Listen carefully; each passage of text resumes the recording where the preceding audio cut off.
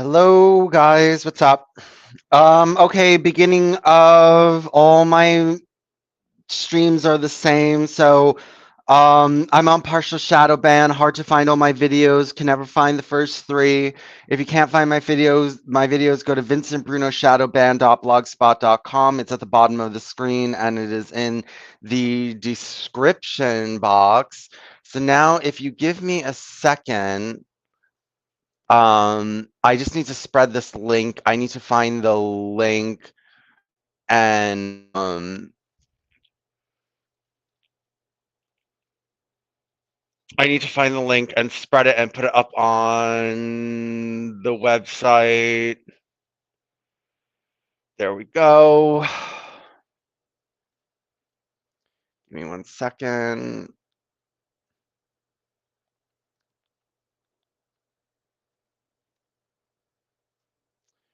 Let me just get my website up and running.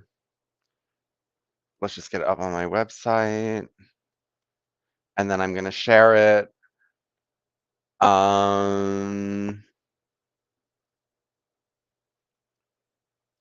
Ooh, it's no good.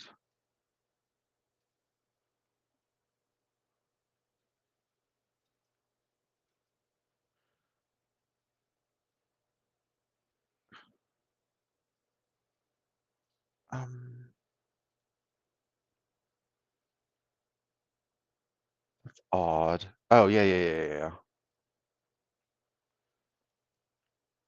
Hold on 1 second. Sorry, it just takes me a second to do this. And then we'll start with the show, with the stream, whatever this is called.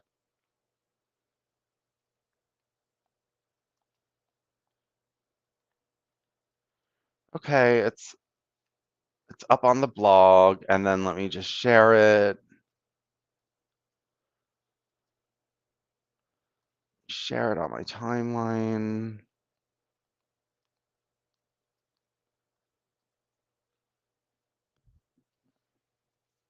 And let me share it with Claire, because she's not coming on anymore, but she shares my videos, so.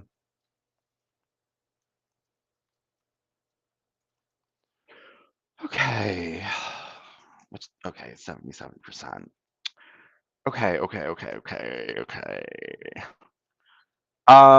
Okay.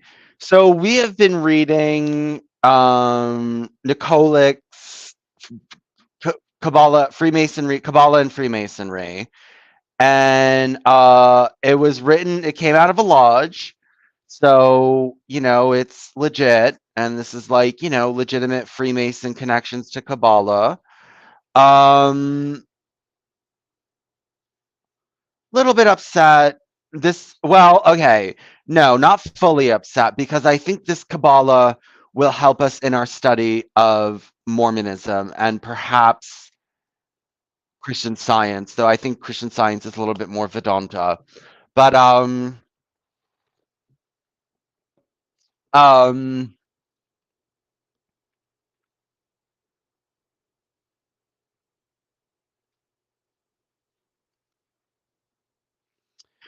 yeah, it's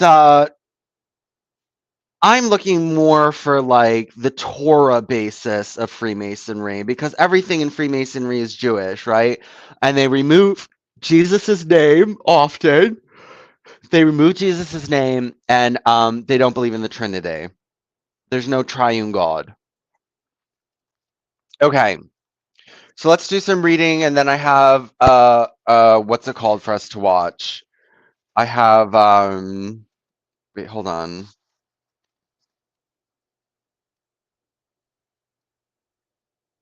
Okay, let's do some reading. So we're on chapter 16, brotherly love and giving. Let me 1 second. Let me just see something. Okay, got it. Brotherly love and relief are the pillars and basic postulates of Freemasonry. At the end of the Masonic Decalogue, as the greatest Masonic commandment, Albert Pike states, "A new commandment I give unto you, that ye love one another. He that saith he is in light and hateth his brother remaineth still in the dark." Whatever. He pointed to this in particular as the essence of Masonic quest and development. Bearing in mind his profound knowledge of Kabbalah, it is clear why he signaled out this command. According to Kabbalists, it is the essence of creation of the world, the essence of life, and the ultimate goal of the spiritual path. The Zohar puts it another way: love your neighbor as you love yourself. This sentence is ascribed to Rabbi Akiba, one of the greatest and last Kabbalists of the first century of the new era, whom the Romans killed in greatest of torments. This concept could be looked at on three levels. The first is the most superficial, and is as a social category where tolerance, respect for others, clarity, and philosophic work are the hallmark of good people with good reputation. Observed in this way, they fulfill the task that Freemasonry has in order to spread love and peace in the world. It could be said that this is a Masonic approach, which is perfectly fine, but without the essential spiritual dimension.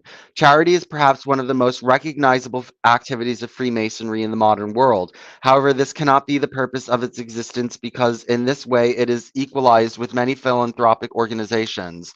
The expansion of the teachings of ancient mysteries is why Freemasonry was founded and why it should exist. When the veils are removed from the Masonic postulates, all the beauty and wisdom on which our fraternity rests upon When the veils are removed from the Masonic postulates, all the beauty and wisdom on which our fraternity rests upon open up. The basics of the very origin and purpose of life are understood. It is associated with the essence of metaphysical learning, and the wisdom of ancient mysteries is revealed. The same is the case with the command from the Masonic Decalogue. Kabbalah provides a detailed analysis and insight into the spiritual essence of the concept. The deep understanding of giving is part of everyday routine in a Kabbalist life. They treat giving as one of the tools that serves spiritual development, along with prayers, study of the Zohar, the names of God, and meditation. It is an activity with a specific goal of transforming one's own personality, giving with conscious love for all people. Baal Shem Tov said it was the gate into God's yard. The third level is essential. That is a condition that Kabbalah calls kamoha. It implies complete cancellation of one's own needs for the purpose of giving to others, to love others more than ourselves, to give firstly to others, and then, if something is left, take it for ourselves. When we say that we want something, the state of kamoa practically means that what I want, I will not give to myself, but to someone else. Is it possible to cancel the ego to such an extent and to set up physical, emotional, and every other need of other people before your own? In any case, the ultimate goal of the Kabbalist spiritual path is to move toward the state of Kamoha.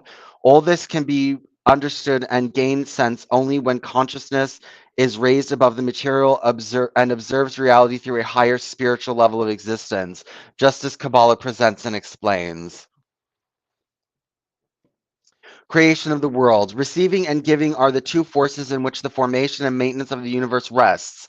These are the two fundamental differences between the spiritual and the material world, and between God and man. We would not be wrong to say that the relationship between them is the core of reality and existence.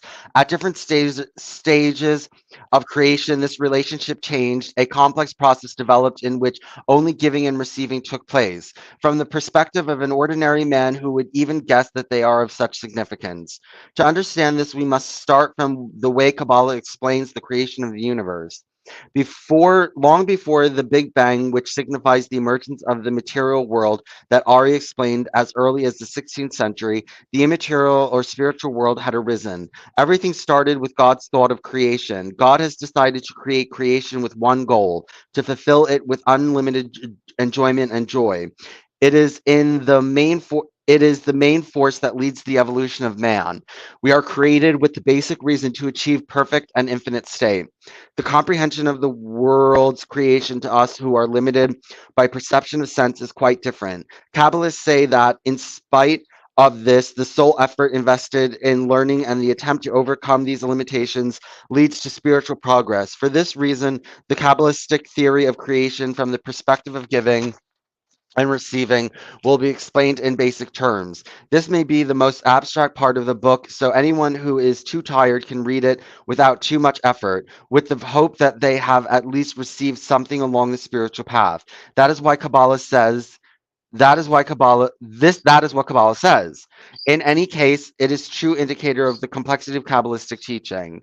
The process of creation is related to the tree of life and the 10 Sephro. Only the 10th Sephira, Malkut, belongs to this material world that we can perceive, and the 9 higher Sephro are in the spiritual world, incomprehensible and unknown to us. Kabbalah uses the terms of 1% of the reality we live in. In the whole creation, the development forces rest on two desires. One belongs to God, and it is the desire for giving, and the other belongs to his creation, and that is the desire to receive. The beginning of creation, phase 0, is called Behina Soresh in Hebrew. It is the creation thought that came into the creator. Make creations and give it ultimate joy. Thus the world was made so God could give his infinite love and kindness. Almost at the same time as the thought came to him, God created a vessel for receiving that light, the creation. This term has already been mentioned in the previous chapter. This is the first phase, Behina Aleph. Aleph is the first letter of the Hebrew alphabet and has a numeric value of 1 according to Kabbalah. These two phases are completely intertwined and make two poles of one whole, with one half of the desire for giving, God, and another desire to receive, creation.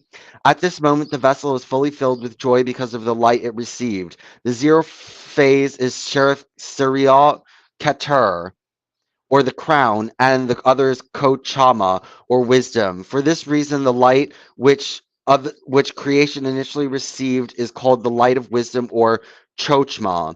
In the next state, the creation feels that there is a provider of the light and wants to feel the satisfaction of giving, following its nature of receiving satisfaction.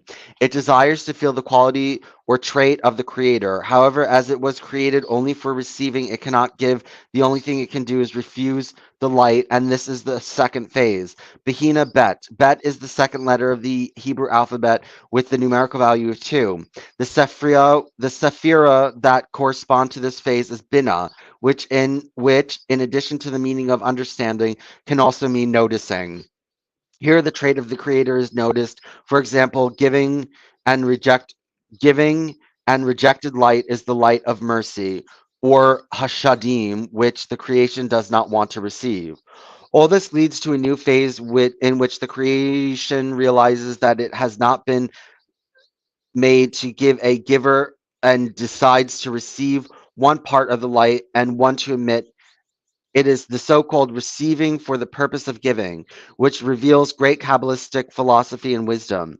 Therefore, the phase is dual. It is called Bina Gimel, the third letter of the alphabet, with a value of 3. It includes several Sephro, which are together called Zir Anpin and contain Cheskevura, Tefere, Netchok, Hod, Yesod.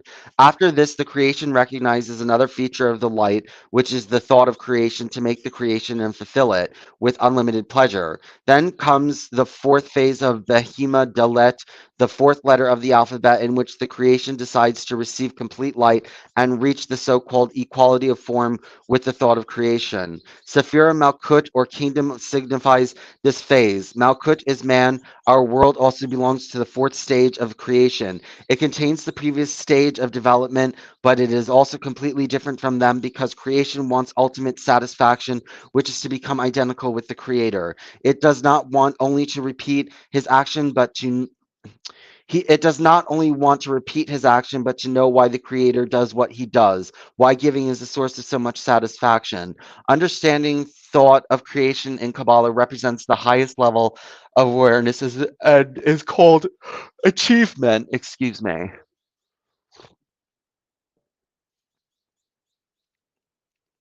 The desire for this is the strongest force in all creation and leads the entire evolution. It is deeply ingrained in us, whether we are aware of it or not, and until we get to the answer, we will not achieve calm. At this stage, everything changes. The creation decides to overcome the desire to receive such for itself. An independent process of new creation begins in which an ascended return path is created in which the creation will be united with the creator and with the thought of creation. Okay. So, what we're going to be watching today a little bit is it's Inspiration in Freemasonry: An Introduction to Rabbinical Kabbalah by Ben Williams. It comes out of Utah, so there might be some Mormon influence here, hopefully.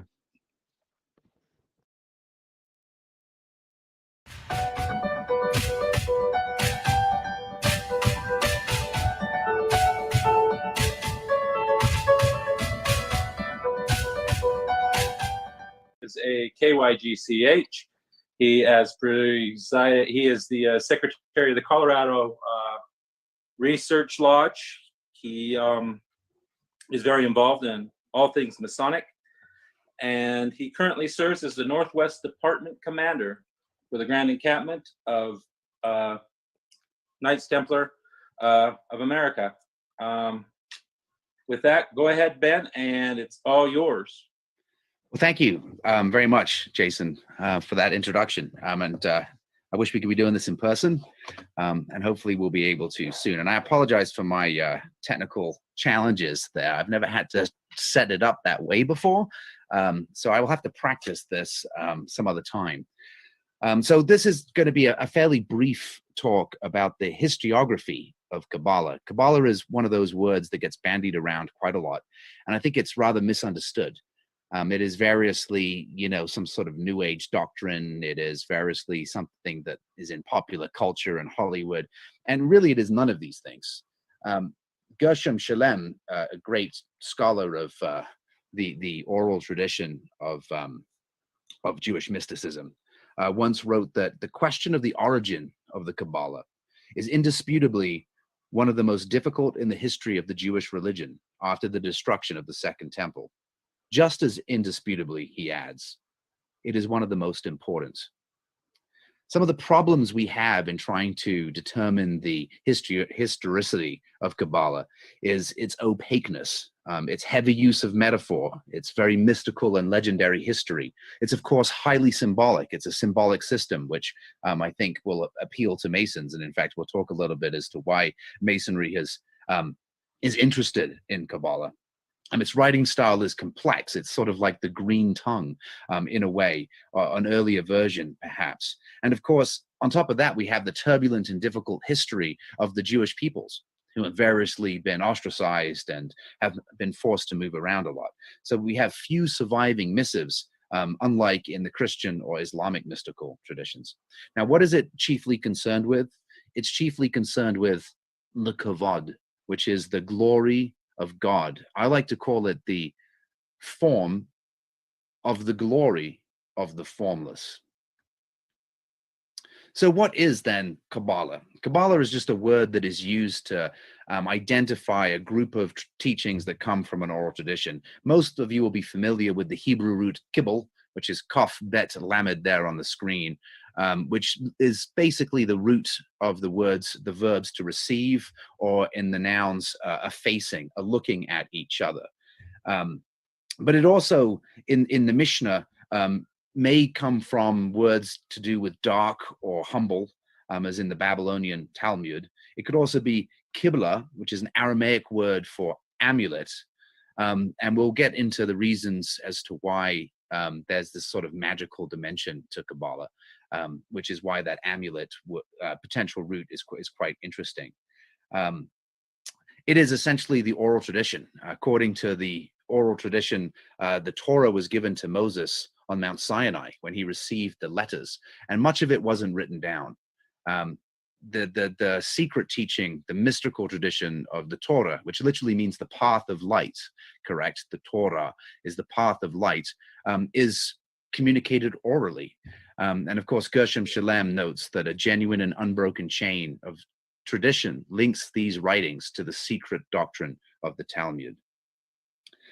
A couple of other things I want to talk about is this oral tradition and the need for sort of secrecy in the way that it has been transmitted. It is not simply because it is precious. I guess one way to analogize it is to say, if you had discovered a giant treasure, would you run down the street announcing it to everybody?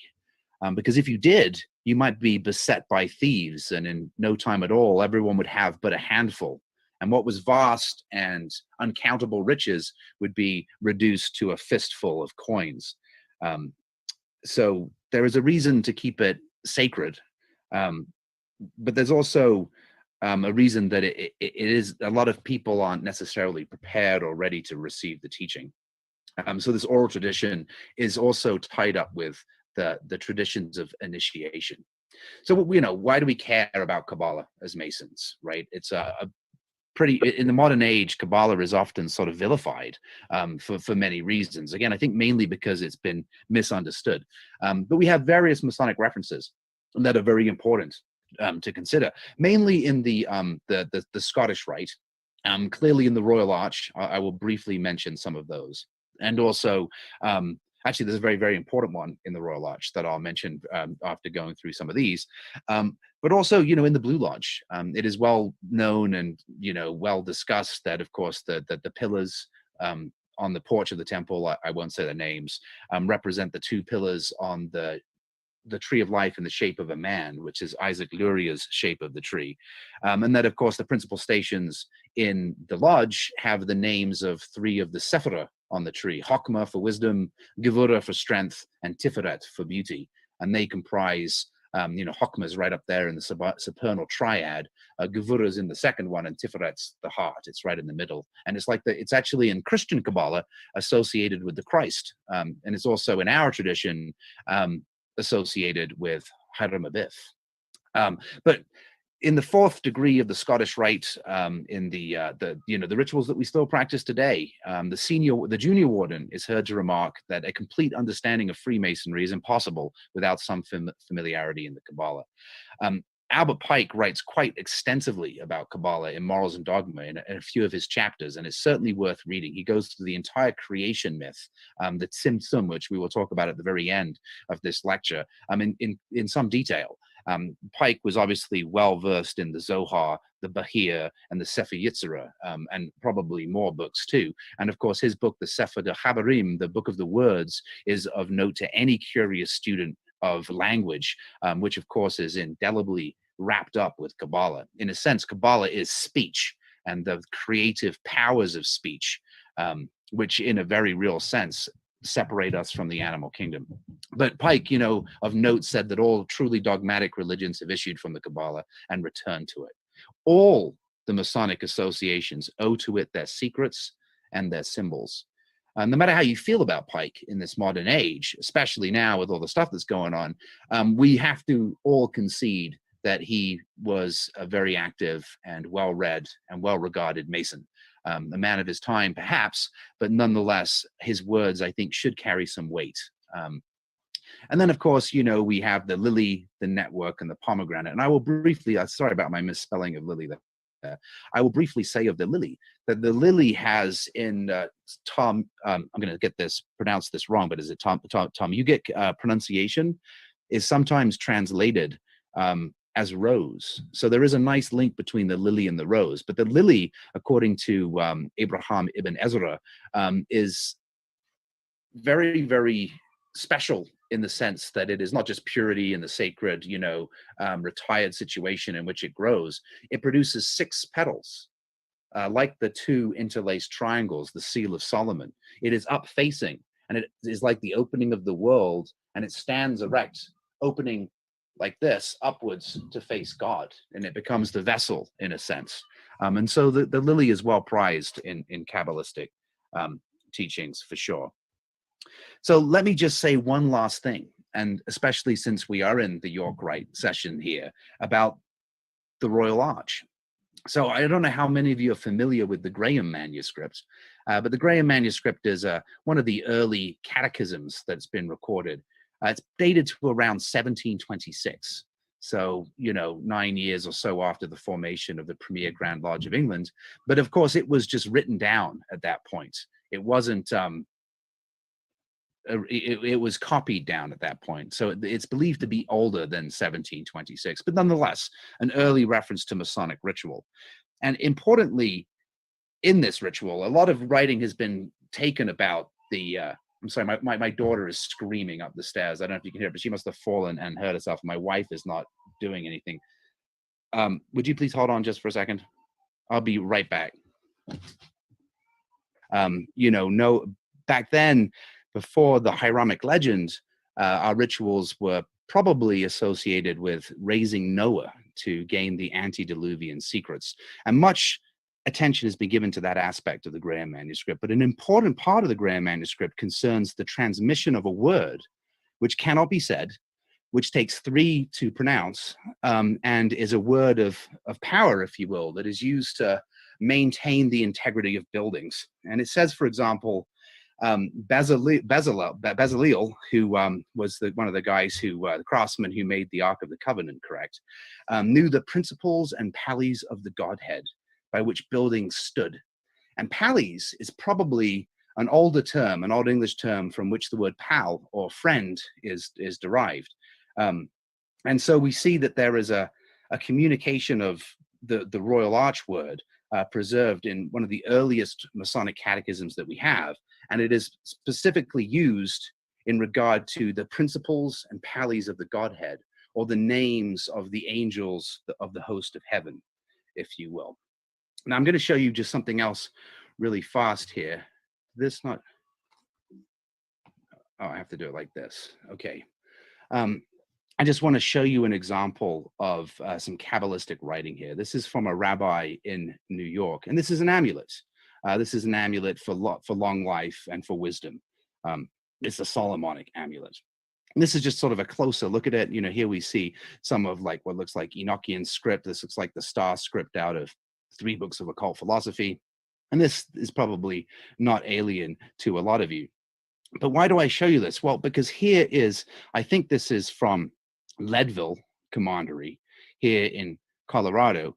And these patterns are not just simple design elements.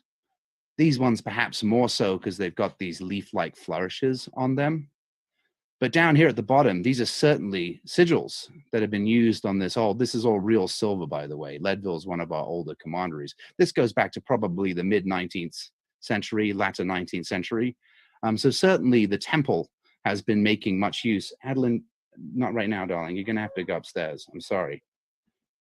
Can you go back upstairs, please?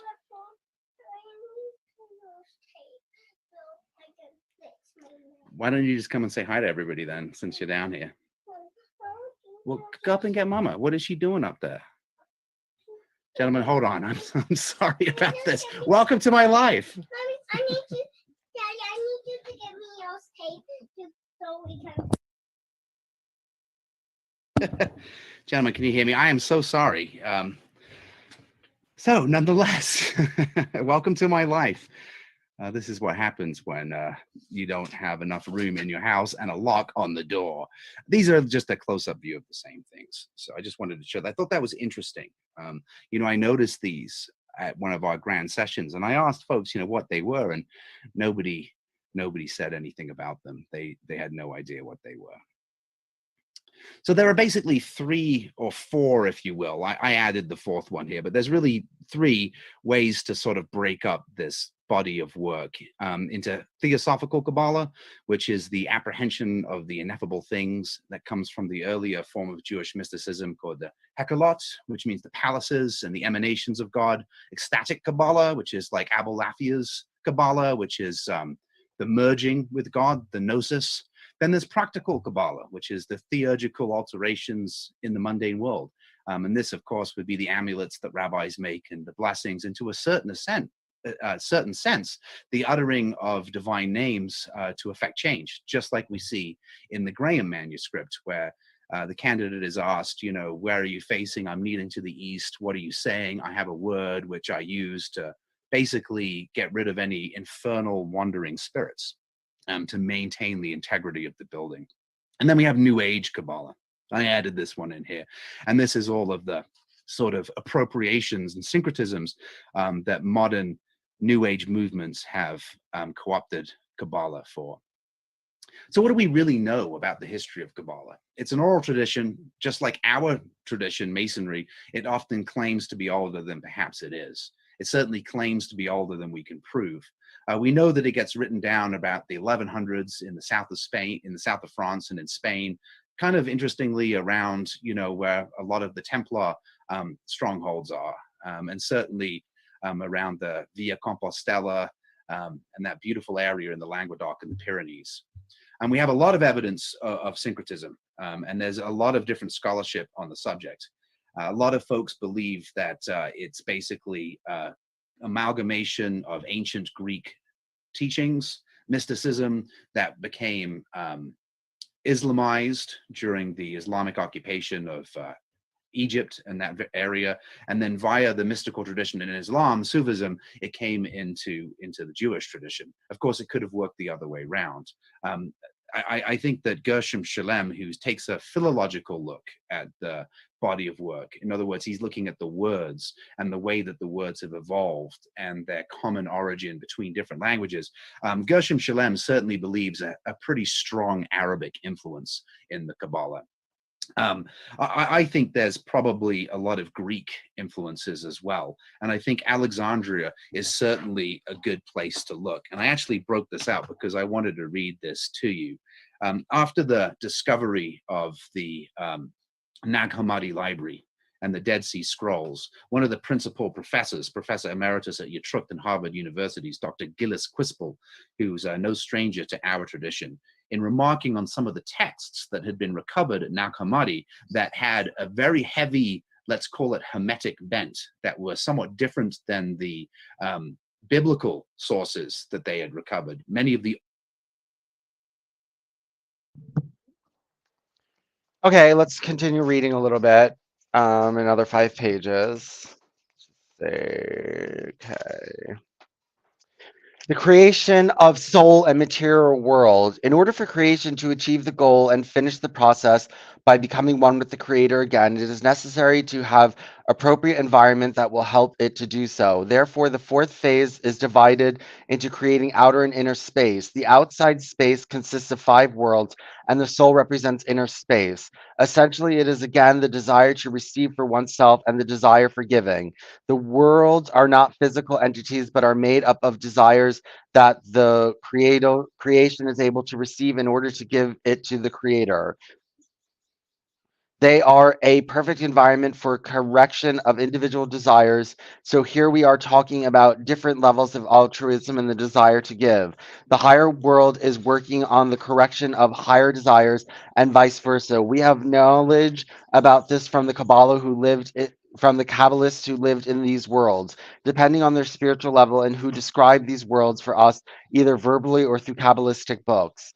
In the 4th phase, the outer part, for example, the world Adam Kadam, Atzilut, Beria, Yetzira, and Ashya were formed first, and after that, God created the original complete soul, which is called Adam Ha-Rishon, or the common soul. It quickly rose to the highest world, Adam Kadam, after which it sinned and fell through 5 worlds and 125 steps into the material world. Separate from the spiritual world by barrier of border, then the soul disappeared into 600,000 pieces, dispersed into 600,000 pieces, and each of these parts of the complete soul has 613 egoistic desires. Oh, I wonder if that has to do with the 613 mitzvahs, 613 laws of Judaism.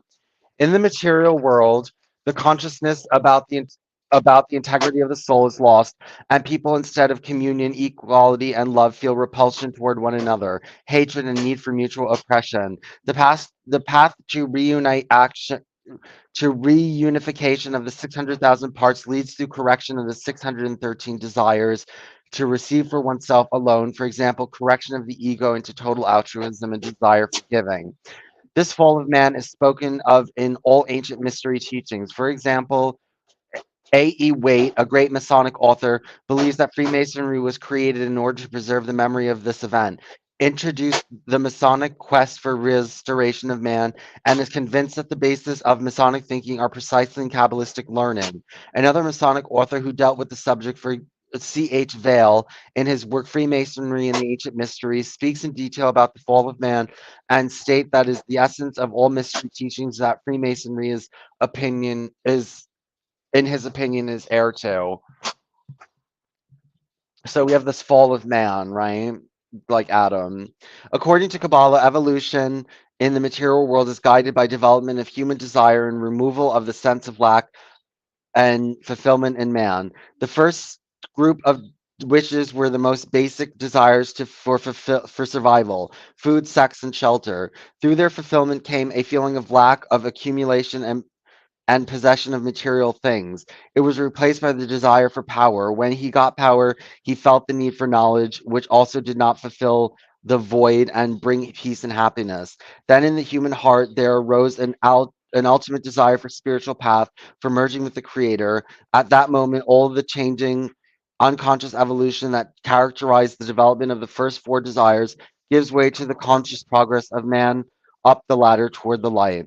The path of spiritual rising, Kabbalah describes a descending path into the material world, explaining the way in which we have come into being. However, it also gives a detailed scheme of the upward path, phase, and states of human development that leads to the spiritual world and God.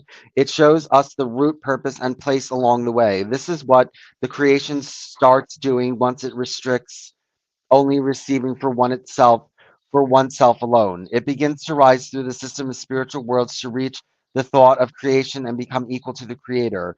Again, this is a complex relationship between giving and receiving. Kabbalah teaches that each of the 125 steps in the fall of the complete soul is remembered with us as part of the spiritual genetics, in which each point at which the egoistic nature of the desire to receive increased is recorded. The occurrence of desire in the heart for the spiritual path represents the embryo rebirth of spirituality and connection with the spiritual gene chain, reshmot or memories that lead the same way only in the upward direction. When a point in the heart appears, man receives help from God in proportion to the desire and need to reunite with 99% of reality. The upward path has been foreseen by the plan of creation, and civilization can go as before through a more difficult unconscious path through war, suffering, hatred, chaotic, or consciously through the Torah and mitzvah. Okay, the Torah and mitzvah. The Torah means instruction from the light, and mitzvah is the transformation of each of the 613 egoistic desires into an altruistic one, the 613 commands of Judaism.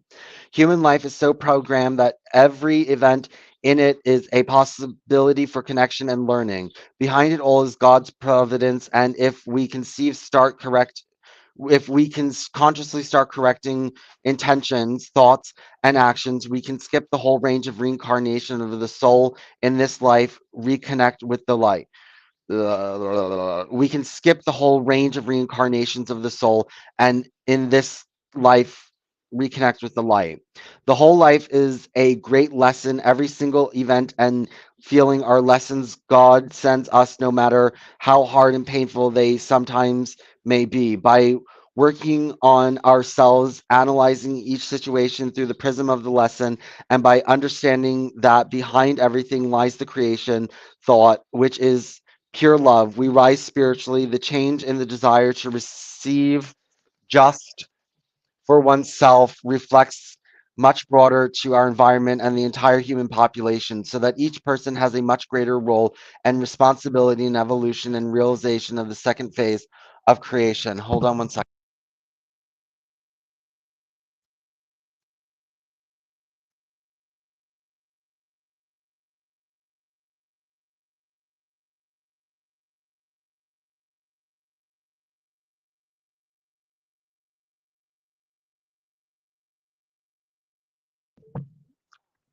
Okay, sixth sense. The fact is that man is not able to understand and come into contact with a higher reality or spiritual world using his five senses.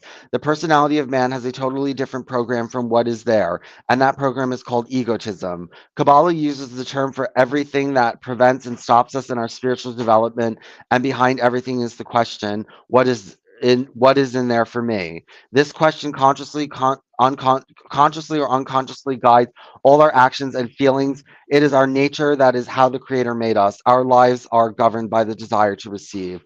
Fear, suffering, anger, hatred, sorrow, egotism, aggression, pride, all these are states unknown to the spiritual world.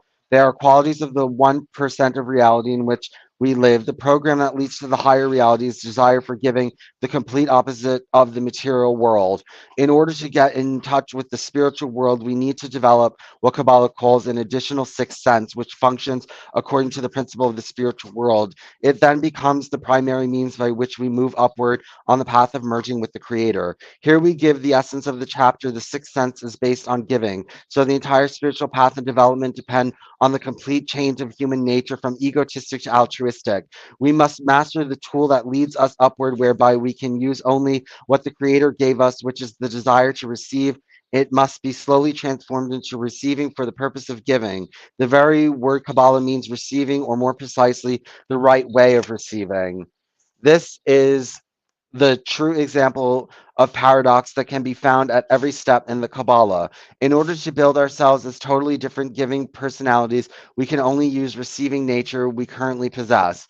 The concept of giving for the purpose of receiving is extremely complex and important in the Kabbalah. The easier way to explain it is by example of a mother's love for her child. This love is completely pure and unconditional. When a mother feeds her child, she gives food to the child and essentially receives enormous pleasure when the child accepts it. If the child is consciously aware of it, by taking food, the child actually gives them to the mother. So feeding becomes receiving for the purpose of giving. By developing and practicing this quality, we get to the point where constant giving to others leads to the greatest abundance. When the final task is achieved, the equality of form with the Creator and the creation has created its own thought of creation. The concept and significance of brotherly love. According to Kabbalah, the 21st century is the beginning of the final phase in the development of human civilization. The emergence of a desire for the spiritual path, point in the heart, took place at the time of Ari in the 16th century. Now this process is being rounded up. More and more people around the planet feel the need for spirituality, and the ultimate goal of creation will take place by correcting wishes of all people and by unifying 600,000 parts of the united soul of the primeval man. Only then will it be possible to reunite with God. For this to happen, in order for people to become completely altruistic, they must become aware of that we are all really one and that we have to love each other as ourselves. It is the only way for feeling sincere excitement in giving to another. As already mentioned, Kabbalah gives numerical values to letters and words so that different words that have the same numerical value have the same meaning. When you look at the word love in Hebrew, ahawa, its numerical value is 13, the same as the word one, ehad. In accordance with what the Zohar explains, that the word one and the word love have the same essence, and that the separation of the people is pure illusion. Kabbalah teaches that this illusion must be overcome for us to return to the state of unity. Part of the soul in the material world, nefesh, consists of the two bits. One is the divine soul that is connected with the part of the soul in the higher worlds, which makes an uninterrupted chain all the way to God. The other is connected with the body and in fact connects the body with the higher parts of the soul. The divine soul connects all human souls on the planet, and together they make God's presence in the world, which in Hebrew is called Shekinah.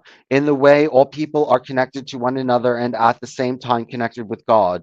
We are all one and we are one with God. In order to understand, accept, and apply this, a person must attain a high spiritual level. Then the perception of reality is completely changed and we treat other people differently. That is enlightenment. It is the level of saints and prophets. Then we act surrounded according to criteria for the soul and God, and not the material world and the human personality guided by egoistic intentions. Time and space. Another postulate of Kabbalah is the relativity of time and space.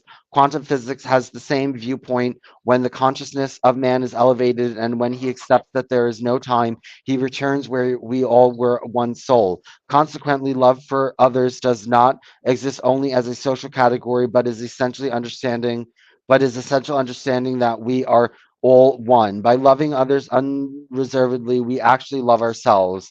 The illusion of space leads us to the state of separation from anything that is physically not us. Our soul, on the other hand, knows that we are all connected and that we are one. The illusions of the physical space is therefore one of the causes of selfishness. The material state and physical space are forces that limit us to understand the 99% of the reality and connection and connect with it. This is where we return to the concept of giving and receiving. When we sincerely love someone, the desire to give his home, then give get then the desire to give is honest. Then giving becomes receiving, and as already mentioned, this is the essence of existence. If we give to our child and the child feels good, it is the natural reception of pleasure for ourselves.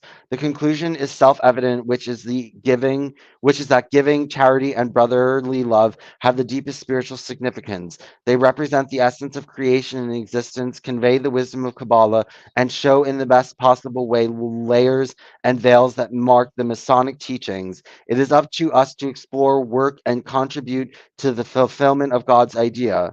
One of the goals in writing this book, in addition to educating and deepening knowledge, is to point out for the brethren the enormous importance that Freemasonry can have in completing correction of human soul and becoming one with God. Our multitude and connectedness must be used for the highest goal and in no way for the commodity and material needs. That is why we were created, and it is up to us to fulfill the task of completely degenerate. Okay, let's watch.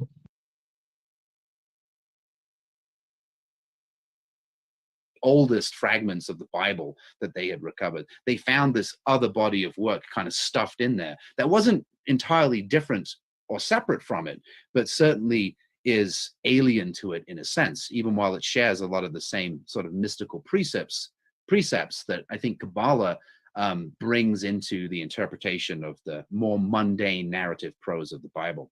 So Gillis Quispel said in the foreword to one of my favorite books of all time, oh my goodness, there it is, The Way of Hermes, which is just new translations of the Corpus Hermeticum. Came out by Inner Traditions probably 10, 15 years ago now. He wrote this. He says, this work shows, on the Ogdoad and the Ennead it's called, this work shows without any doubt that the Hermetic believer was initiated into several grades before transcending the sphere of the 7 planets and the heaven of the fixed stars, the Ogdoad. Then he would behold the God beyond and experience himself with a capital H. This is the important part. It is now completely certain that there existed before and after the beginning of the Christian era in Alexandria a secret society akin to a Masonic lodge. These are his words. The members of this group called themselves brethren, were initiated through a baptism of the Spirit, greeted each other with a sacred kiss, celebrated a sacred meal, and read the Hermetic writings as edifying treatises for their spiritual progress. There's a lot more that could be said there. Part of what Quispel is alleging, perhaps, is that Christianity emerged from a similar place where these very teachings also emerged. And in a very interesting sense, Hermeticism, Kabbalah, Sufic mysticism, and Christianity kind of emerge at the same time. And I think there's a mystical dimension that Christianity has as a result of this that I think makes it very, very important for our purposes. There is, of course, this other idea that some of the Albigensian heresies contributed to Kabbalah. Gershom Shalem refutes that completely and says that it's totally unconvincing. There wasn't a Cathar presence in Narbonne or Montpellier, for example, centers of French medieval life where the Kabbalah was very strong and where it was shown to emerge. He thinks, and I think correctly, that Kabbalah and Neoplatonism kind of combined in this crucible of Alexandria and that area in the Levant.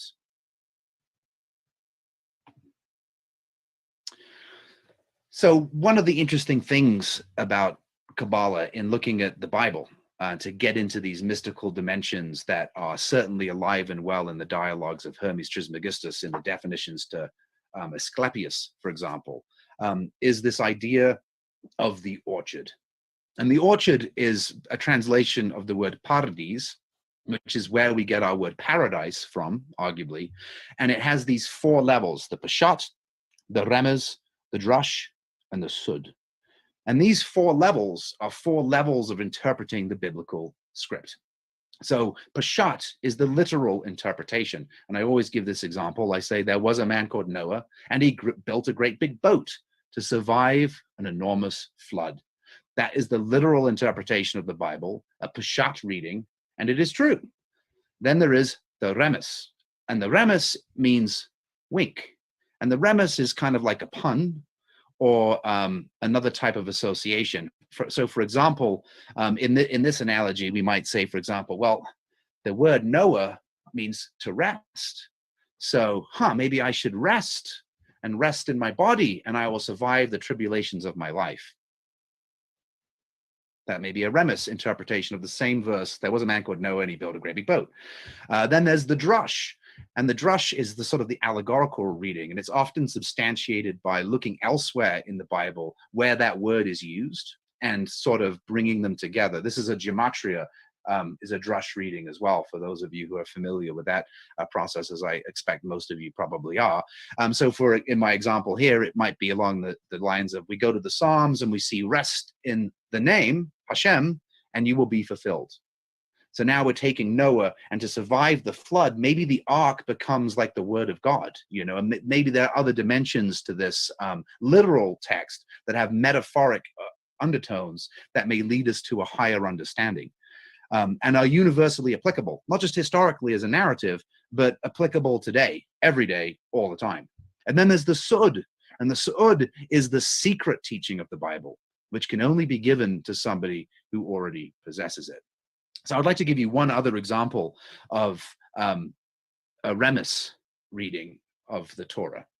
The very first word in the Torah is Bereshit, in the beginning, the first letter of which is Bet, the second letter of the Aleph Bet. The last word in the Torah is Israel, back in Deuteronomy, wherever it is there at the end of Deuteronomy. I have my notes, but I've lost my place here because I've just been talking so much. I haven't, oh, here it is. It's Deuteronomy 34, verse 12. Israel, last letter of which is Lamed, L. Yes, so you have Bet and Lamed. First letter, last letter. Now reading right to left, you get Lamed Bet, which is love. Love, which is Hebrew for heart. So they say, for example, the whole of the Torah is contained in the heart. And it is in those letters that they mean this, but also, of course, in other ways too.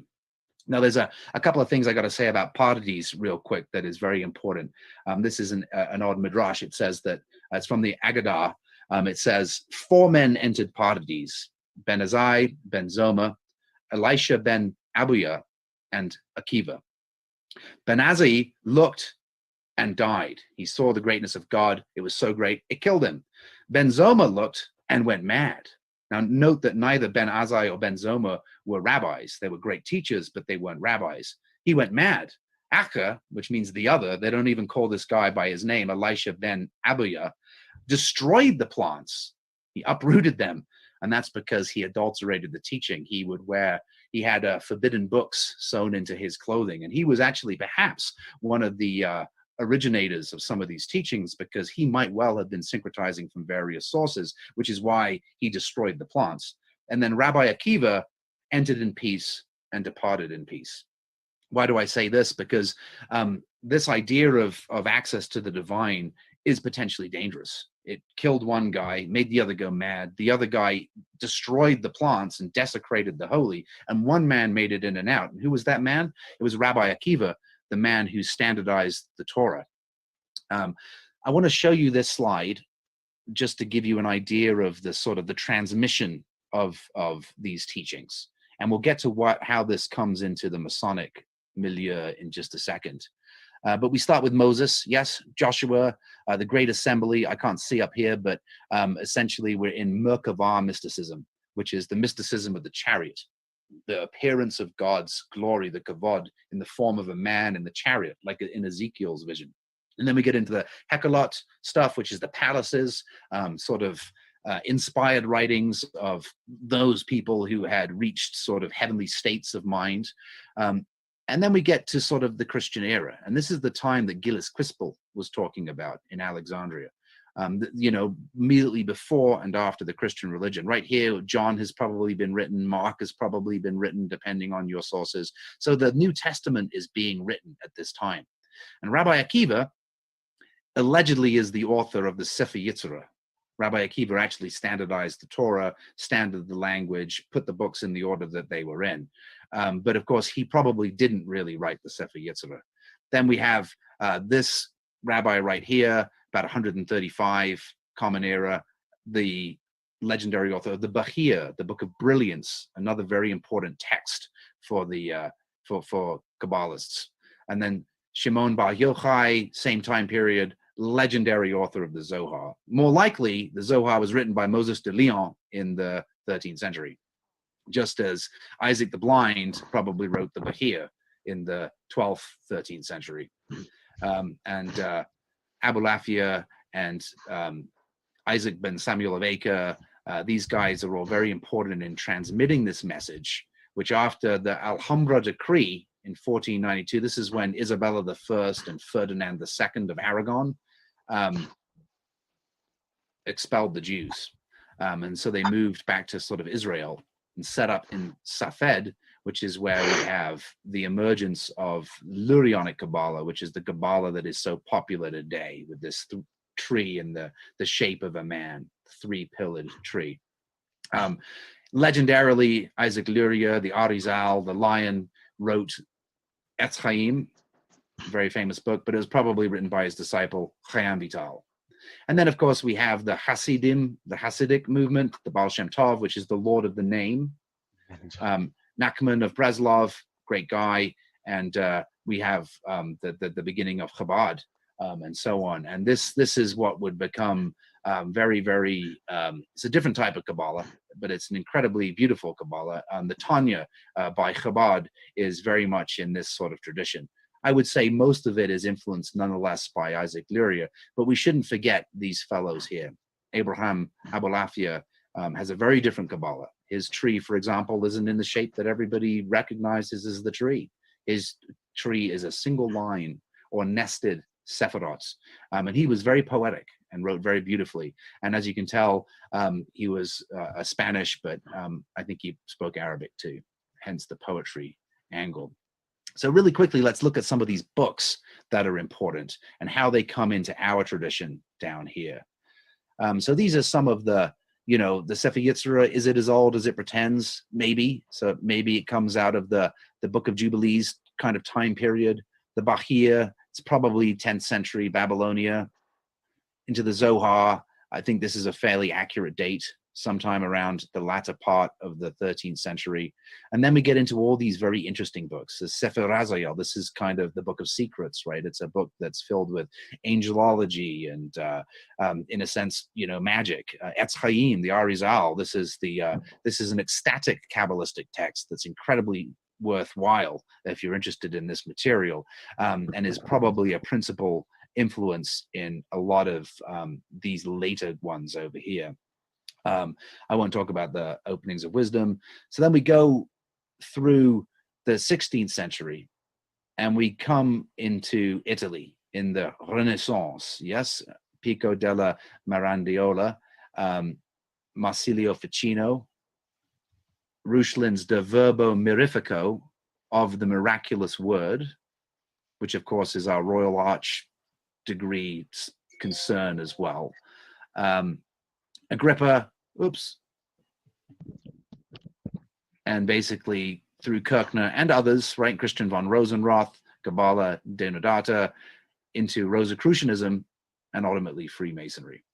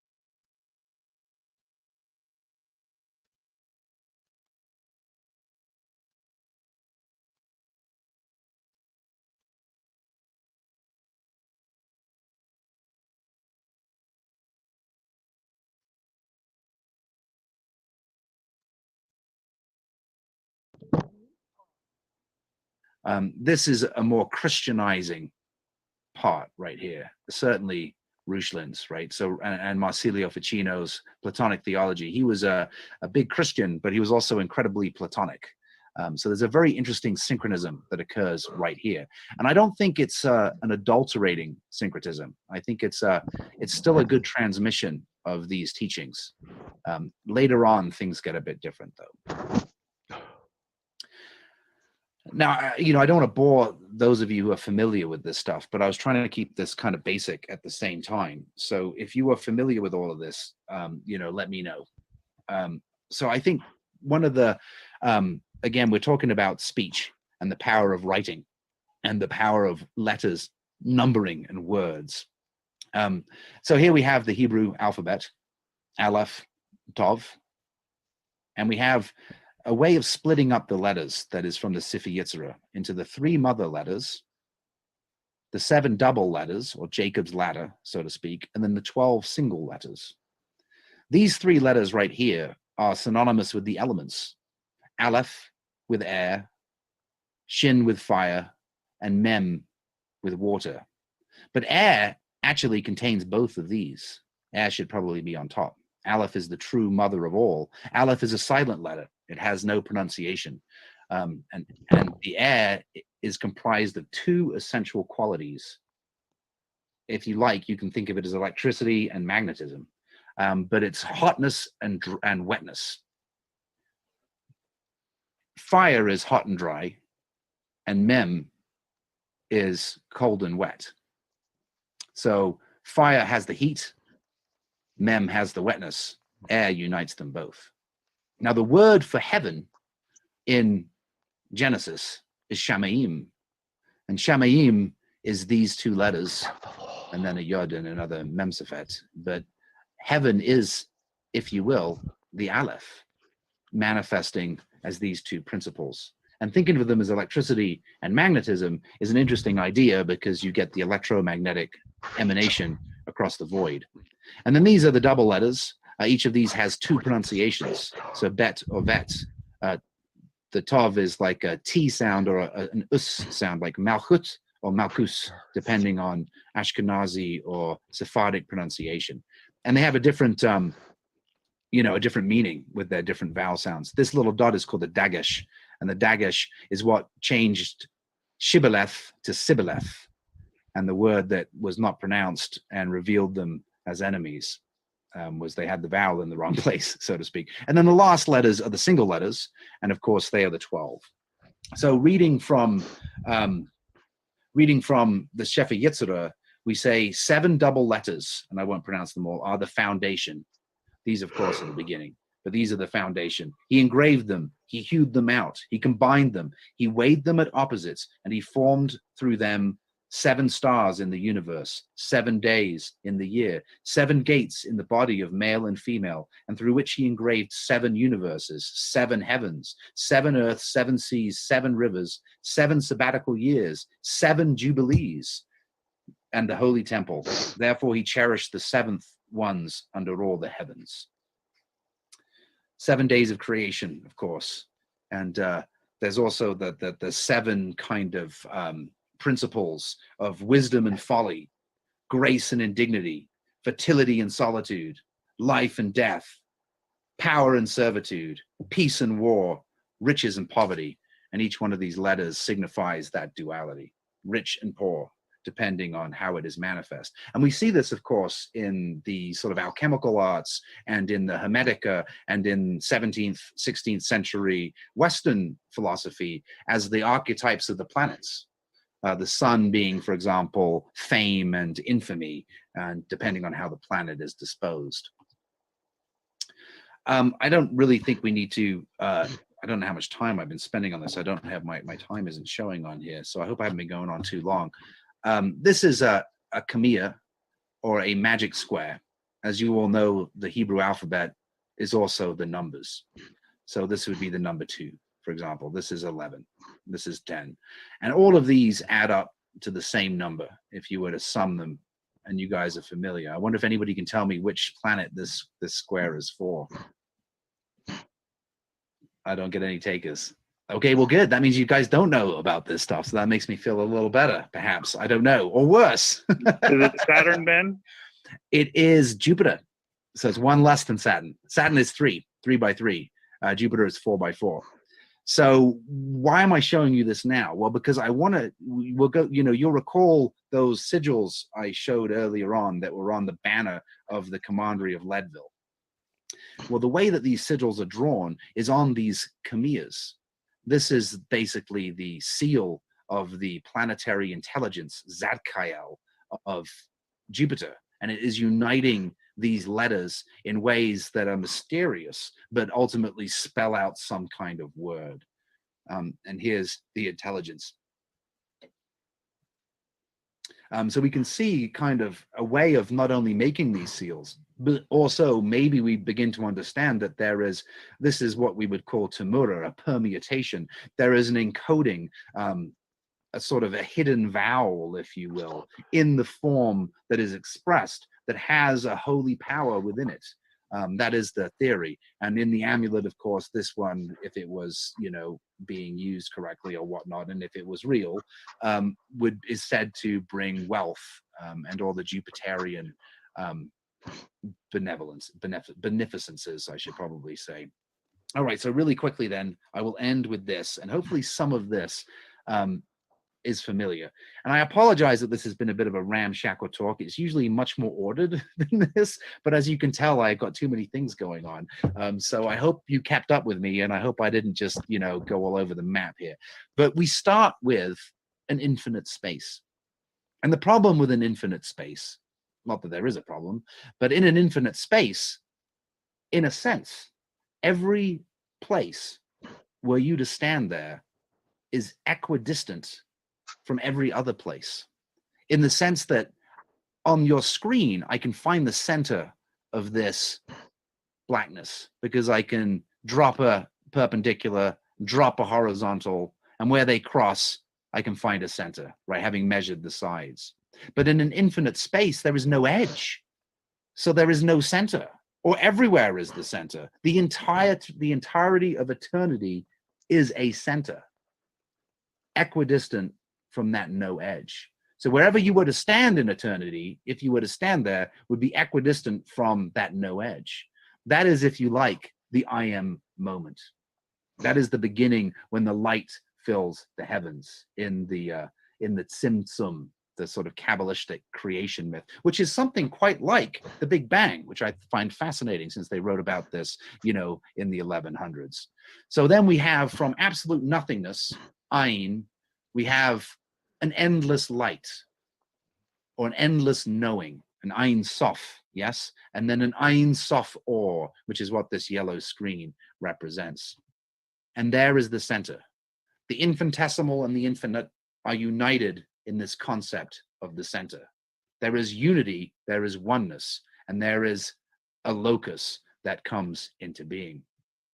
So right away from nothingness has become sort of knowingness, and from knowingness has become a center, and the infinite has collapsed into the infinitesimal, even while it is yet infinite. And now that we have a relative difference between that which is unbounded and infinite and that which is bounded and infinitesimal, we can move the point. And when the point moves, it becomes a line. The line is the point in motion, right? When I move the line, I get the circle. The circle, the area, is distance in motion. It's the derivative, right? Yes? And then when I move the area, I get the superficies, the solid, right? I get the solid, which is, of course, the area in motion. And then when I move the solid, I have time, and I have natures, a fast, a slow, and maybe we can start changing color and stuff like this, who knows? But my point is that we've gone from a unity of oneness down to 3 dimensions, and now the 4th dimension, or movement. Hopefully that rings a little bit of a bell with the Stair lecture, some of which comes right out of some of the Sufi teachings as well. So here, now that we have this center in the Kabbalistic creation myth, in this center, that which was completely ever present was limited in its presence. We cannot give any quality to God, but if we must give God any quality, it must be illimitability. God cannot be limited. He cannot be contained. He cannot be spoken, speechified, right? He cannot be limited. So he is limited in illimitability. So God must become limitable in order to remain illimitable, if you follow me. And thus he pulls back from this center and creates a space within. This is the tzimtzum, a collapsing and a falling back and a withdrawal. And into this empty space, he emanated a ray. And this ray came from the surrounding eternity. And this ray now has a top and a bottom, in the sense that that which is closer to the surrounding glory of God is close. And that which is furthest into the hole that God has left is a bottom. And so it is that the four worlds spring into being. That which is closest to the Ein Sof Or the unknowable, ever-knowing light, is the world of pure deity. And then that which is next removed from it is this orange line, and that is Berea. This is, if you will, the archangels, for want of a better term. And then the sort of dark red here, the maroon or whatever it is yet further away from. Okay, let's continue. If we view the restoration of the world. If we view Freemasonry as a modern bearer of the torch of ancient wisdom, which this book aims, among other things, to confirm, then, in addition to remembering the fall of man, as the ancient mysteries call Adam's sin, it must also bear the method and methodology of restoration, that which is lost. Wilmshurst unambiguously shows that in the quoted paragraph. The restoration of the world is displayed in Freemasonry in the Royal Ark degree. It has been found in different forms and under different jurisdictions. It exists within the English Constitution, which states that Freemasonry consists of 3 degrees and Royal Ark. It also exists in the form of American York Rite and in the ancient and accepted Scottish Rite. Lessons of this degree are presented in the Lodge of Perfection, which includes degrees from the 4th to the 14th. It is common for all them to show the restoration of the lost master's word, which is shown in the 3rd degree ritual and the murder of Hiram Abiff. 3 degrees of craft masonry take place before the end of reconstruction of Solomon's temple. The Royal Ark degree is also about building the Second Temple after the return of the Jews from slavery in Babylon. After first century of existence, Solomon's temple was run down to the ground by Babylonians, and Jews were killed and massacred. The survivors were taken into exile in Babylon. After 70 years of exile, by decision of the Persian King Cyrus, who conquered Babylon, they were liberated from slavery and returned to Jerusalem in groups. The great King Cyrus actually issued a decree on the restoration of the temple in Jerusalem, and together with the Jewish people, returned the looted relics from the first temple and provided significant financial resources for the reconstruction. The first group was led by King Zerubbabel, High Priest Joshua, and Prophet Haggai. Their primary task was to build a new temple on the ruins of Solomon's temple. I would like to remind of the period of formation of the Holy Royal Ark, because all forms today originate from the same root, and also it has significance for the connection between Kabbalah and Freemasonry. It is proven fact that during the period of enlightenment of the premier Great Lodge of England in 1717, Freemasonry had 2 degrees. The 3rd degree with Hiram Abiff was introduced in the 1720s, and there is no evidence of its creator and the exact date. The Royal Ark degree originated somewhere between 1737 and 1740 within the Lodge of the Antians. The period of the second half of the 18th century was marked by a conflict between Antians and moderns. The moderns did not recognize the Royal Ark degree, and the Antians blamed moderns for deviating from the principles of which Freemasonry originated. This was so until the reconciliation in 1813 and the formation of the United Grand Lodge, when it was stated that Freemasonry consists of 3 degrees and the Royal Arch, which was not the 4th degree but a continuation and rounding up of the 3rd. The rediscovery of the lost master master's word in the royal ark degree was presented symbolically in various ways in the ritual under the English Constitution, York, and the Scottish Rite. It is not the purpose of this chapter to enter into details and describe individual rituals. Anyone who has the desire to learn more about the symbolic restoration of the word must read an exceptional work of Arturo de Hios, The Mystery of the Royal Ark Word, which is published in the Scottish Rite Journal and can be freely downloaded from the internet. It contains legends on which these rituals are based, as well as detailed explanation of the return of the word in the York Rite, the Scottish Rite, the Royal Ark under the English Constitution.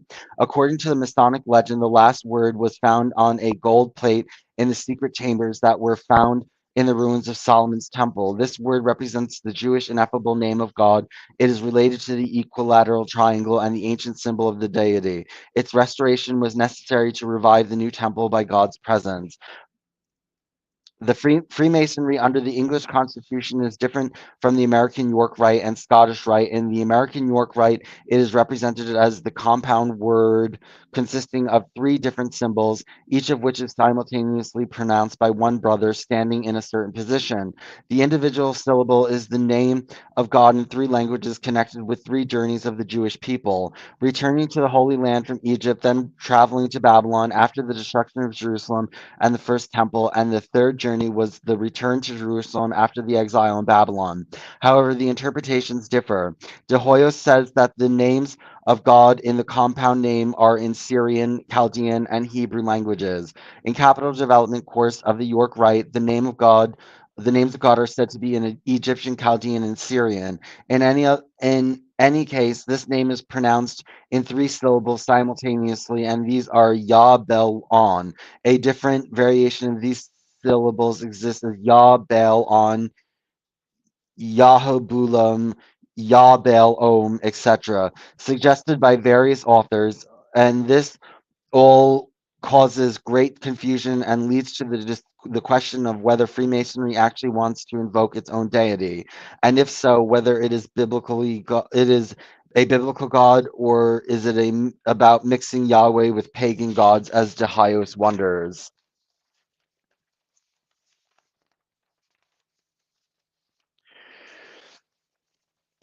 There is no compound word in the English Royal Ark, but three Hebrew letters are placed on the side of the equilateral triangle, the combination of which can be used to form various words associated with God. These are Aleph, Bet, and Lamd. AB is Father, AL is Word, LAB is Heart of Spirit, BAL is translated as Lord. This technique of permutation of letters in words is known in Kabbalah as Tamura, collectively the Father, Lord, Word, Lord, Spirit, Lord. I would not like to comment on the interpretation of the Hebrew language and I would not like to comment on the interpretation of the Hebrew language and the ideas behind the different views of the restored word. I would like to look at the symbolism, which is the essence of the royal ark and which carries the highest instruction that a person can get. This is why this degree is sometimes called exalted. The beauty of Freemasonry is precisely in the fact that anyone can freely interpret the rituals and lessons they carry, but there are some explanations that the Holy Royal Ark talk about life after death and introduces us to what it looks like. The death is not the end, and that there must surely exist a life after death in which the soul is united with God. Then the secret and truths of the essence of existence are revealed. The second interpretation of the Holy Royal Ark is through the prism of present life. Kabbalah also teaches that everyone has the potential to awaken the divine spark within and connect with God, even while they are in the material body. For the soul to conquer the earthly person, to gradually remove the layers which blur the glow of the soul through hard work and sacrifice, cultivating virtue, modesty, mercy, humility, and awe of God. These layers of impurities originate from this and previous lives, and only rare people manage to completely remove them. This also means rejection of everything that carries the selfish material world and the beginnings of life according to the criteria of the spiritual world. It is the renewal of the lost master word. Again, I would leave the explanation of the royal ark symbolism to someone who was a true mystic who knew the mystery of the word, W. L. Wilmhurst. He says the frontal the fontal source of all consciousness, has descended into the very checkerwork material of his transient physical organism, not merely permeating it temporarily with light, but also making root and becoming grafted there substantially and becoming grafted there substantially and permanently. It's in theological language, God has become man, and man has become divinized in virtue of his descent and union. In Masonic terms, the vital and immortal principle resident in the candidate has at last superseded his temporal life principle and established him upon a new center of incorruptible life. Now, and perhaps only now, becomes thoroughly appreciable the necessity for the earlier purification, discipline, crucifixion, and death of all the lower nature. How could the purity of the divine essence tabernacle in the coarse body of the sensualist? How could the eternal wisdom unfold its treasures in a mind benighted or caring for nothing but base metals and material pursuits? How could the universal will cooperate with a function through a man whose petty personal will blocks its channel, antagonizing it at every turn with his selfish preferences and disordered desires? A master mason, then, in the full sense of the term, is no longer an ordinary man, but a divinized man, one in whom the universal and the personal consciousness have come into union. Obviously, the quality of life and consciousness of such an one must differ vastly from that of other men. His whole being is differently qualified his whole being is differently qualitated and geared upon another center. That new center is described as the grand geometrician of man's personal universe. Excuse me. Beautiful. Every sentence is wisdom in itself. Although there is no reliable knowledge that Wilmhurst studied Kabbalah, it would be noted that the universal will he mentioned is the first sephira on the Kabbalistic tree of life. Keter and the eternal wisdom of Chachma, the second sephira, an absolute match between Kabbalistic teachings and Freemasonry. Okay, we have barely anything left in this reading, but we have to listen a little bit more to the show. This divine light, this oneness with God. And it is Yitzhak, the world of formation, is beginning to cool already, and it becomes a Saya, the world of action. This is where that motion and the separation and everything that is existing as a plurality exists, farthest away from the light, yet wrapped up within it. And this, if you can imagine in 3 dimensions, is sort of how the Kabbalist views the universe. The universe is this saddle-shaped emptiness within this thing that surrounds it everywhere and is unknowable through the world of Messiah. One must go through formation to get into the other spheres. This is not a physical ladder that one walks. It is an interior ladder in a way. And there's a very nice analogy that the Kabbalists use. They talk about the story of the glass blower. And they say that creation is like the breath of the glass blower in the rod. The first breath in is absolute. It's the world of pure deity. It's like almost the thought to blow. And then he blows the air through the rod and it begins to stretch the glass vessel. And the breath coming out of the mouth is like Beriah, the breath into the tube and bending the shape of the glass is Yitzhak, and the breath that is resting on the glass itself and is in a sense frozen as the glass is a Saya, which is where all things are done such that God will not be limited throughout all times. I don't know if that makes any sense. I hope it does. Here is the tree that Isaac Luria famously popularized. Before Luria, it wasn't always set up like this. It was manifold, multiform, but Luria is the one who standardized Kabbalah in this way. Let me just jump ahead here. I don't want to go on too long. Those worlds that I had showed you in that involuted previous picture, 1, 2, 3, 4, are these worlds right here. So they kind of map onto each other, if you can see that. This bottom one is Asaya. This is Malchut, the kingdom. This is where we all dwell and live.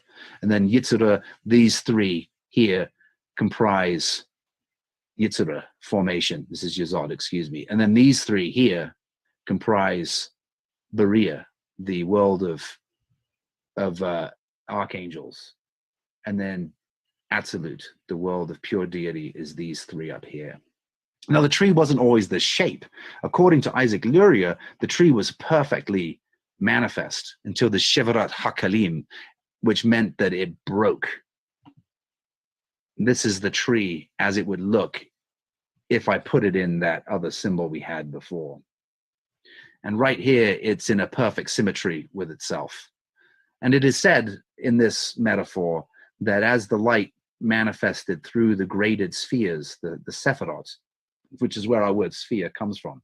The word Sephirot is the same as the root of the word Sefer, meaning book. As I said before, we're speaking about speech and the ability to speechify, to create. The word Sephirot, Sefer, Sephar, Sapir are all Hebrew terms that come from the same etymology and include weights, measures, numbers, letters, and even the sapphire, the opalescent vision of the spirit, if you will. So these Sephirot, these spheres of emanation, are like water filling up into these vessels, if you will, is one way to think about it. But unfortunately, it fell, it broke, and it became this. And this Sephirah right here, Da'at, which means knowledge, fell and became the kingdom, leaving a void, an abyss at these crossing areas right here. This is Dalet, the ladder, this path. And this path, Dalet, means the door. And so the perfect tree is a human, if you will, who restores the kingdom to the heart, to Da'at, through knowledge, and makes himself whole. He perfects the Ashlar, if you will. This is the rude Ashlar in its natural form. And through knowledge and through the quest for reason, for Hokmah, we may restore it to its congruent whole once again and become a perfected man.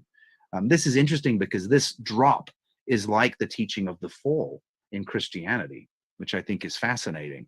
One of the unific metaphors that Kabbalah offers is it's applicable to any teaching. As an alphabet, you can fit any word onto its frame. So you'll see this form actually occasionally on old popes' hats, and you'll see it elsewhere manifest. But here we have the Pasufim, and I've probably gone on too long, and I would love to speak more about this, but of course there's many personifications that the tree is given. And among them are the Macroprosopus, Arik Einpin, the great face of God, and then Zaya Einpin, the small face, the Microprosopus, and these two are united. And then, of course, the bride, the Shekinah. This is raised, the bride is raised up into this place right here every Sabbath, according to the oral tradition. Every Sabbath, they raise the bride and restore the marriage, if you will. And the Shekinah, the feminine attribute of deity, if you will, is of course what manifested on the Ark of the Covenant in the Holy of Holies when it was called down. Again, we speak about this in our rituals all the time. And I'll leave you just with this little spiel right here. This is, of course, from Genesis after the fall of Adam and Eve. After he drove the man out, he placed on the east side of the Garden of Eden cherubim and a flaming sword flashing back and forth to guard the way to the tree of life. Tree of life being the name of this symbol in Kabbalah, the Etz Chaim. And of course, the shining sword is the Tyler's sword, which actually is the path of the saint, uniting the 32 paths. I think, I'm going to say this. You guys probably already know this, and I don't want to belabor a point that you've probably heard before. But there are 10 Sephirot, and there are 22 paths. This makes 32. And according to Agrippa, the number 32 is the number of righteousness, the number of the Sadakim, because of all of its multiples and its divisibility. 32 is a very useful number. And in old Platonic numerology and Kabbalistic numerology, it is a number of righteousness. Now, of course, with Dart, the hidden Sephirah right here, we get 33. And in the Pike Scottish Rite working, it is often presumed, perhaps, that the number 33 was selected for this purpose, or at least with this in mind, maybe not for this purpose, but at least with this in mind, such that the idea of the attainment of the 33rd is the attainment, if you will, of this perfected tree through knowledge and wisdom, one would hope. The last thing I got to say is this symbol, which is my mark, as it happens, in the... Okay, let's finish these last 3 pages, and then we'll finish the documentary, and then we'll be done. Not many people tuned in today. Maybe people are getting bored of it, but, we're getting towards the end. We're getting towards the end of all this. Kabbalah and the lost word. As already mentioned, the lost word in Masonry is identical to the holy name of God present in the Jewish tradition, which is one of the basic Kabbalistic concepts. In Kabbalah, this name is related to the tree of life, the stage of creation of the world, parts of the human organism, and spiritual words. Everything that exists is contained in the ineffable name. It is the very essence of God. 1 second. I have to do 2 things at once. Hold on.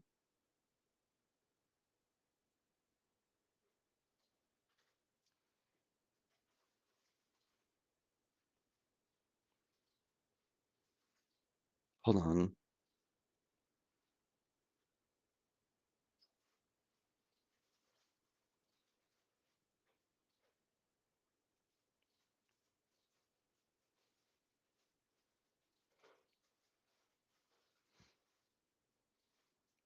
Hold on 1 second.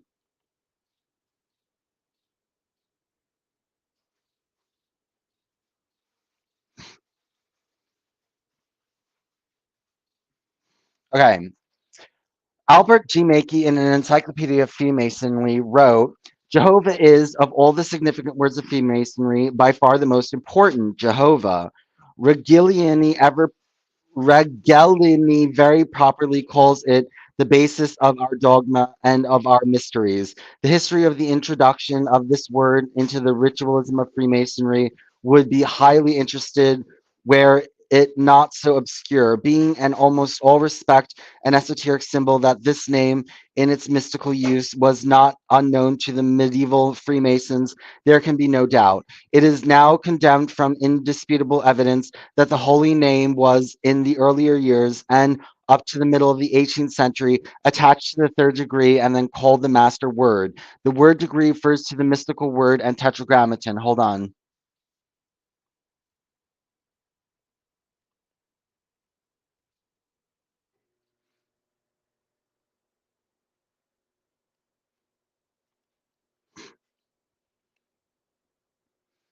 Hold on.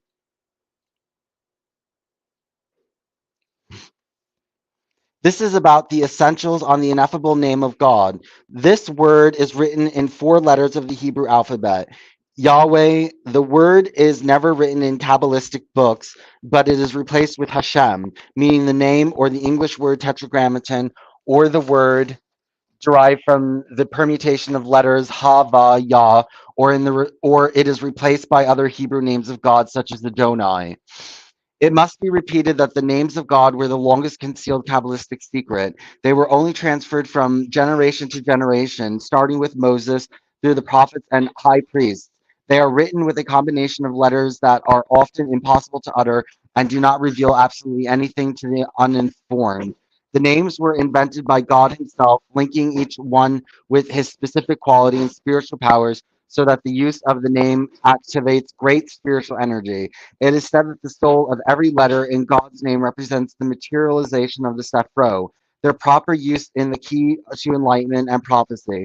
However, the abuse of these names by the unworthy is punishable by death, as recorded in the Talmud. Also, one of the penalties that accompanies the use of the name is that one achieves enlightenment from unwanted spiritual levels. Hold on. Ooh, unwanted from unwanted spiritual levels.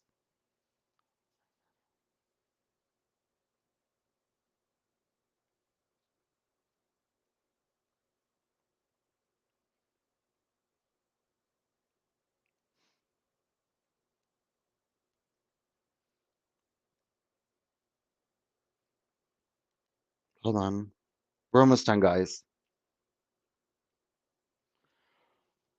The most powerful and essential name of God, Yahweh, contains all other names in it. It is the name that expresses the very essence of God as creator. This is the most important word in the Torah, where it is mentioned exactly 1,820 times. The Old Testament states that God directly communicated this name to Moses through a burning bush and told him that this was his special name that could only be pronounced by the chosen ones. He said to him, Thou shalt, though Thus shalt thou say unto the children of Israel, the Lord of God of your father, the God of Abraham, the God of Isaac, and the God of Jacob, hath sent me unto you. This is my name forever, and this is my memorial in all generations. Hold on.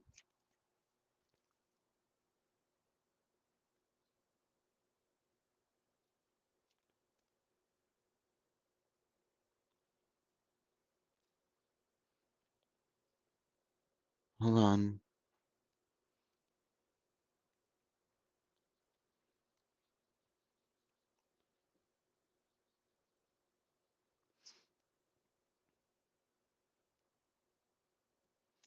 Okay. It was the first time that God introduced himself with the name. Earlier to the biblical patriarchs, he presented himself as Elohim, or the Most High, in the first chapter of the book of Genesis. This name was used exclusively in the tent of congregation, the tabernacle during the return from Egypt's slavery to the Holy Land, and later to the temple in Jerusalem, because as the Talmud says, God thus decreed to him his name there. It was the time of God's dwelling on earth. The ineffable name of God was used once a year at the largest Jewish feast, Yom Kippur, the Day of Atonement. Then the high priest would enter the Holy of Holies after special preparation, pronounce this name, and people would prostrate themselves. One of the miracles of the temple at the time of pronouncing the name was creation of enough space for all present to lie down on the ground, although the temple was full of people who stood there. Literally, the temple area would expand. A moment of pronunciation was critical because it could lead to death of the high priest. If impure thoughts accidentally came into his brain, or he would approach the prayer insufficiently purified. The pronunciation of the name connected the earth and heavens, as Kabbalists say, earth and heaven shook. Hold on 1 second.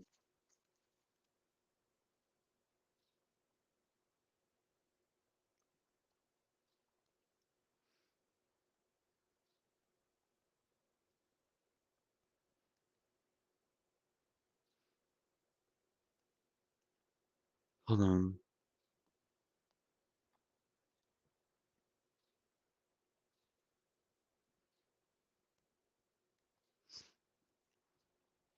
The ineffable name was used until destruction of the Second Temple by the Romans in 70 CE and has since that time been completely withdrawn, and to date the exact pronunciation is not known. People were simply no longer worthy of using it. God withdrew himself.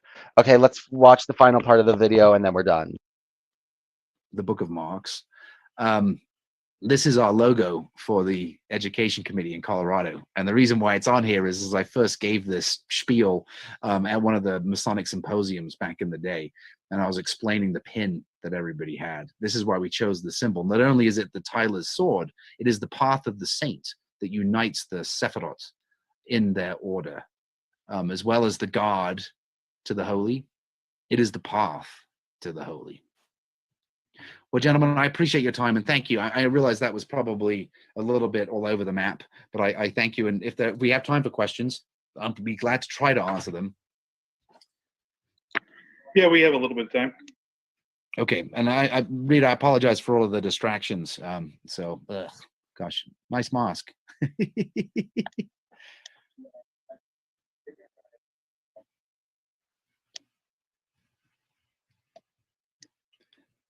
Well, if there aren't any questions, that's great too. I can stop sharing my screen at least. Let's get rid of this now that I know how to do this properly. Well, thank you so very much for doing Have this a- for us, Ben. I really You're appreciate welcome. it. My pleasure. I'm sorry it was so ramshackle. You know, I wish I'd have been more prepared, but it is what it is. Ben, Yes, sir. hi, this is Doug. Oh, hi, Doug. Are we going to get access to your slides? Would you like? I can email them to you. Sure. That'd be great. Yeah. Yeah, be glad to. Or maybe give them to the organizer, and if anybody else could reach through him that way. I'll give them to Reed. Yeah. Would that be good? Yeah, Reed? and then we can reach out to Reed, and then you don't have to deal with it. That sounds great. And he'll know who's asking that way too. This is also being recorded, so you will get a copy Yeah. of this video as well. What That's would why you? I mean, I recognize that you've given us way more books than I'm going to be able to read this week. And Yeah, you could spend a lifetime in the Zohar alone. Yeah. I get lost in the first chapter. I'm like, wow, this book is amazing. I started a course on it about a year ago, and we did one line each month. Wow. I believe it. I mean, there's a lot in that book. A lot in that book. You know what I think is a really good place to start is the Etz Chaim, the Palace of Adam Kadmon by Chaim Vital, and here I'm going to get it for you. The translation is by Donald Menzies and Zwi. This is a fantastic book. Donald Wilder Menzies and Zwi Padar. Let me see if I can get that in there. You know what? Let me just stop the video. Let me change that. None. There we go. So can you guys see that okay? Here's one that we started reading. Okay. Nice. And we read that along with this. That's Donald Menzies' translation right there of the Zohar. That's a great one. I have that too. I have all of his, whatever there are. There are 13 Daniel of them, Matt. 23 of them. So yeah. Says Daniel Matt on it. Oh, Daniel Matt. I'm sorry, not Donald Menzies. Daniel Matt. Yes, that's who I meant. I apologize. Yes. No, he spent a long time on that book. He's written a number of shorter versions too, Daniel Matt. I've got one of them up here. Daniel C. Matt, right? I think. That's pretty good. Yeah, the Essential Daniel C. Kabbalah is really small. You know that at the end of the day, if you want to just get the historicity of it all, Gershom Shalem's stuff is really worthwhile too. He is such an academic. He wrote a book called Origins of Kabbalah, and I think he's more than anybody principally responsible for bringing it back to the mainstream outside of mystery traditions and the like. Actually, I forgot to say one story, which is a really fun story. Can I guys tell you guys a really quick story about practical Kabbalah, Rabbi Leo? Sure. Some of you guys may know this story. I don't know. But the story is that during the, I think it was the 15th century in Prague, there was a pogrom going on where the Jewish quarter was being mercilessly suppressed again. So Rabbi Leo went down to the Latava, I think, is that, am I pronouncing that right? The Lata River, whatever it is down there. And he took mud and he made a mud man, giant mud man. And of course, even in the Hamitic writings that come out of Egypt, in the Corpus Hamiticum, they talk about the ability through speech to bring a soul from heaven and to put it into an object. Even Jobs said this when he said, I believe that you can put a soul, a spirit into objects, into brands, into trademarks and the likes. Anyway, he breathes this spirit into this mud man, this golem, and he writes on it using the letters of the alphabet, Amet, Aleph, Mem, Tov, which means truth.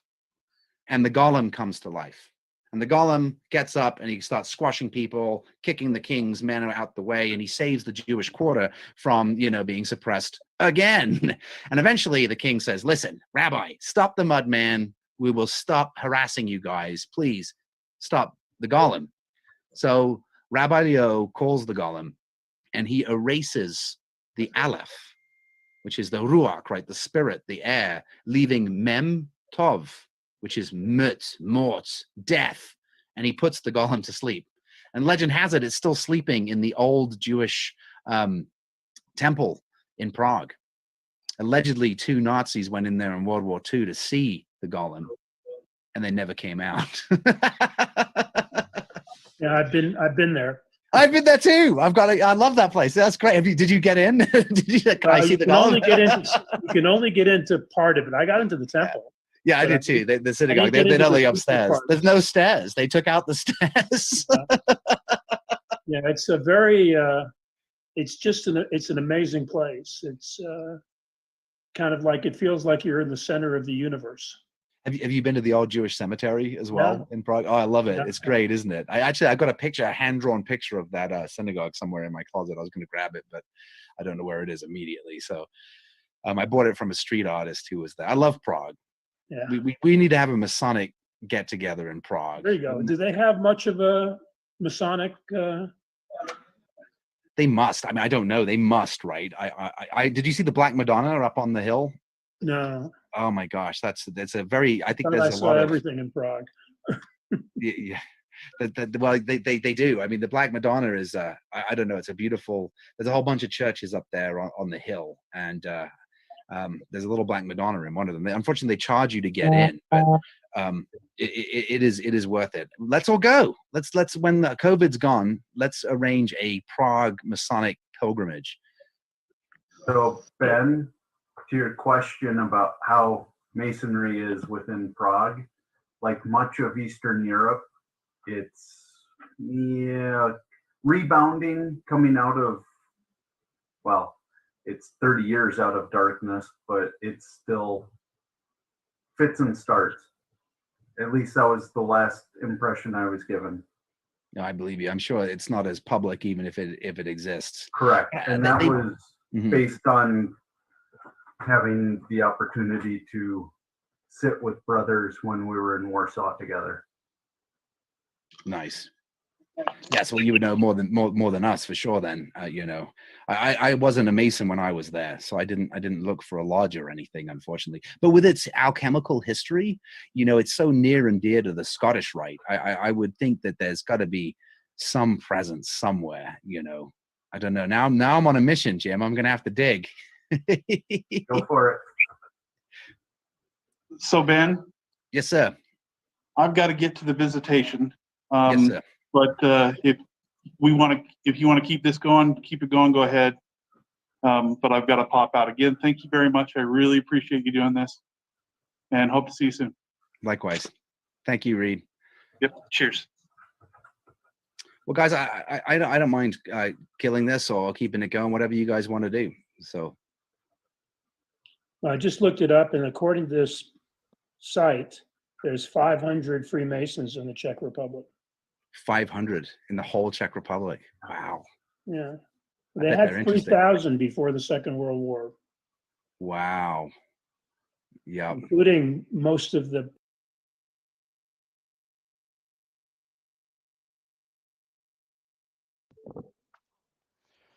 Okay, that's done for the day. I mean, yeah, I might not have as many viewers as well, okay, part of that has to do with the fact that I lost my channel and all my subscribers. Like all at once. And because I got banned. So now I only have 57 subscribers, and YouTube is doing that thing where they like limit you the number of subscribers. So I've been at like 57 subscribers for like weeks. And I know more and more people are getting my YouTube link because they're commenting and talking to me on Facebook. But YouTube is suppressing my likes, just like they're shadow banning me. But yeah, we're getting close to the end of Kabbalah and Freemasonry, and we're getting close to the end we're getting close to the end of we're getting to the close to the end of our study of Kabbalah and Freemasonry. At least we've proven the point that Freemasonry is a lot more connected with Judaism. You know, we've got that down. You know, it's obviously there's a connection, and even the Freemasons say there's a connection. So, you know, that's something to ponder. Anyway, guys, I'm gonna let you go. Yeah, it's true. I'll talk to you guys later. Bye.